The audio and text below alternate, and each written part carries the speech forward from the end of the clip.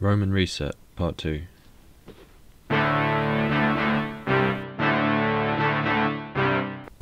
And so I'm a catastrophist.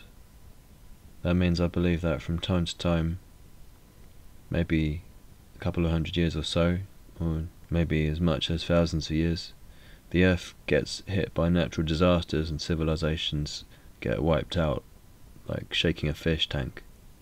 People don't get killed off completely, but if the catastrophe is serious enough, everyone still around has to basically start again from nothing, with little or no idea of history that went before them. This might explain some of the out-of-place advanced stonework we see in Egypt and South America and other places.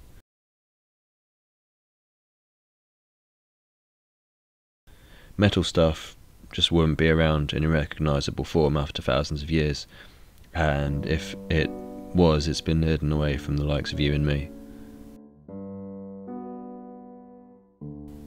Sometimes the catastrophes don't affect the whole world, but maybe only a small part of it, like what maybe happened to Tartaria, whatever. Look, I'm English, alright? I pronounce things wrong.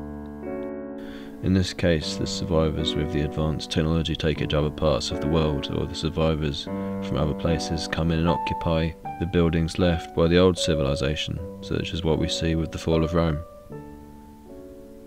As I addressed a bit in my last video, some occult historians feel that Rome never really fell, but rather it was simply occupied by the people who found it, or founded it, as straight historians love to say, after one such catastrophe had wiped out most of the original inhabitants, whoever they were. This may have happened when some shift in the Earth's crust caused the Atlantic Ocean to break through the Straits of Gibraltar and flood the Med, which also took out the coastal cities of Egypt. Or it may have been even earlier, and the same as whatever massive tidal wave took out the Atlantean city at the eye of the Sahara.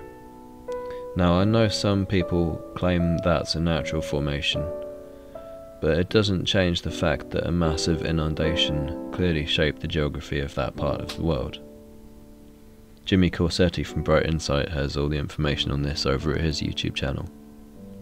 And another YouTube channel you need to check out is Static in the Attic. I believe he's done some of the best work on this alternative history subject out there, and some of it is very convincing. According to his timeline, the most likely date for the Roman reset is around the year 500, or just a bit before, I think, with another in about 1800. I need to check those numbers. Just search California was an island if you want the secret source there. After about the year that we would call year 500, the Romans claim that their empire existed for 1,000 years, and maybe half or 3/4 of that is just fake time that they added on or made up, making this actually about the year 1300 AD that we're in now. Does that sound crazy? I can't say if this theory is true or even likely, but remember, if we can't trust the history they've given us, then this kind of speculation is all we've really got. I was out recently and happened upon these pictures by Piranesi of Rome in the 18th century, looking distinctly mud-flooded. So all this stuff is quite hidden in plain sight, and you can ask the questions yourself if you want to. They'll tell you that the city was simply covered over by layers of historical dirt, because presumably everyone forgot to take a shower for 1500 years. And this stuff was still being dug out in the 20th century. Once you start to look, examples of things that seem to be out of place with the established historical timeline seem to be all over the place. Another good example is the Statue of Liberty, appearing to stand on top of a much older star fort that had to be dug out underneath it. These things are all over the New World too. And once we begin to question the established history, we question when some of these things were really done, and who did them. How ancient, in fact, might some of these buildings be? And you might recall in my last video I mentioned the temple of Claudius in Colchester, where I grew up. And here from the YouTube channel Kings and Things is the Maison Carrée in France, and I hope I'm saying that right. And as I said, I don't believe that anything like this ever existed in Colchester. Or if it did, maybe the Romans found it there and simply occupied it. And we were told by Kings and Things that this building has been repurposed as a house, stables, a church, and even a museum. And this repurposing is typical of what happens to all these old buildings, should they last long enough to be inconveniently still around in the present day.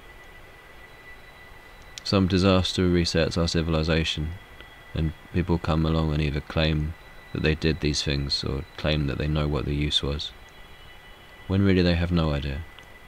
And in the ceiling of this building, just on a side note, there are some quite interesting decorations in the recessed roof, which is similar to the roof in the Pantheon, which is also said to have been decorated with similar designs at some point in the past, and these almost appearing to resemble cymatic waveforms, as though whoever built this had knowledge of some advanced science, although modern historians will probably tell you they're just flowers.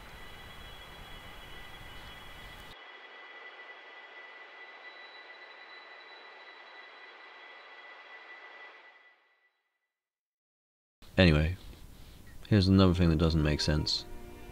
We know the Colosseum was made of concrete, the secret of which was later lost, and these repairs on the top levels are supposedly from the 3rd century, after a fire, we're told. And yet we're also told that the seats of the Colosseum were made of marble. So what was actually burning here? It's just another historical fire story that doesn't make sense, and there are lots of those. And were there in fact multiple disasters here? And here's some boots on the ground I did myself. Colchester Castle, built on the supposed site of the copy of this temple in France, and the foundations in front of the castle here not seeming to line up with what they show us in the drawings and what they tell us was here before at all. And if the temple, or whatever it was, ever did stand here, I don't think the Romans built it. And if it did exist, is it possible that they even destroyed it themselves to build this castle? Certainly a possibility. And if hundreds of years were added on to history, this castle is the same masonry as the supposed Roman wall around the town. Same style of construction. And I think maybe all this work was originally done at the same time.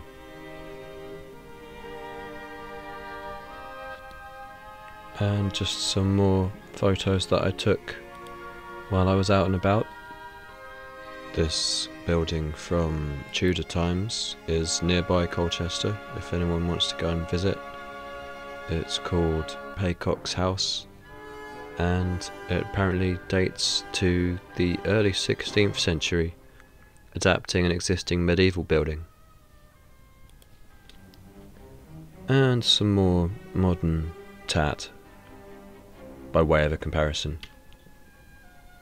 And I remember when this was PC World, and it's now a food bank.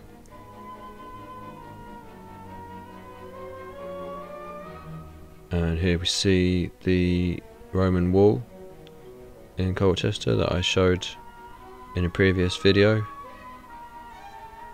and it's now the site of a car park. And just one more quick by the way to finish the vid. This is a bridge in Colchester dating from, I believe, 1903. Some more crappy modern buildings here. And I noticed these unusual iron fasteners that are built into the slabs to hold them in place, to stop the bridge shaking out of place as traffic goes over it. You can even see where the stones have moved a bit over the years as they've decayed. And I couldn't think where I'd seen this kind of thing before. And then I realised that it was in a video about Pumapunku in Bolivia. And incredible that people were doing the same thing thousands of years ago, potentially, and we have no idea the reason why they might have been doing that in South America, or even who built those structures.